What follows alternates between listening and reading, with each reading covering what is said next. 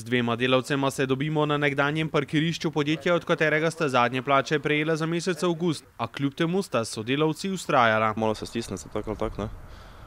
Smo delali, tu pa nič več, tako da smo delali dejansko 3 mesece skoraj brez plače. Niti materijala jim lastnik Silvo Leben ni zagotavljal, zato so konec novembra odložili delo, a odziva ni bilo. Za nas so bili prazniki katastrofalni s tem, da se je direktor niti ne oglašal več pred praznike, ne. Podjetje je uspešno gradilo tudi takšne montažne hiše. Na leto so jih postavili tudi po 14, predvsem v Avstriji. In zato se delavci sprašujejo, zakaj kljub uspešnosti niso prejeli plač.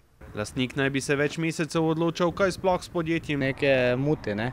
Samo kaj mute ne pove nikome, ne, pa kaj se dogaja, ni še ne ve. Nam ga je vendarle uspelo priklicati na telefon. Glejte, firma je stečaj, mislim, da je v ponedeljek stečaj, tako.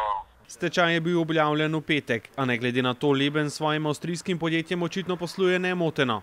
To ne bi se zdaj po telefonu imeli, ne? V elektronski pošti je nato Leben zanikal poslovanje svojega avstrijskega podjetja, prav tako informacijo, da svojim kolegom v Sloveniji že ustanavlja novo podjetje, kljub temu, da dolguje 600 000 evrov. Za propad podjetja pa, da so krivi višji stroški dela in reklamacije na eni izmed hiš. A kot so nam povedali delavci, Leben vendarle še dela v gradbeništvu. Za mesec ni drugo, odpereš samo ime spremeniš ali pa naslovnika firme, samo spremeniš, pa lahko dalje delaš, pa ista baraba z drugim imenom dalje dela, ne. To je samo pri nas. Tudi Dejan je razočaran nad slovenskim gospodarstvom. Moja rešitev je, da je tujina, druga pa tako nič ne. A šele zdaj, ko je stečaj objavljen, si bodo lahko dejansko poiskali novo delo.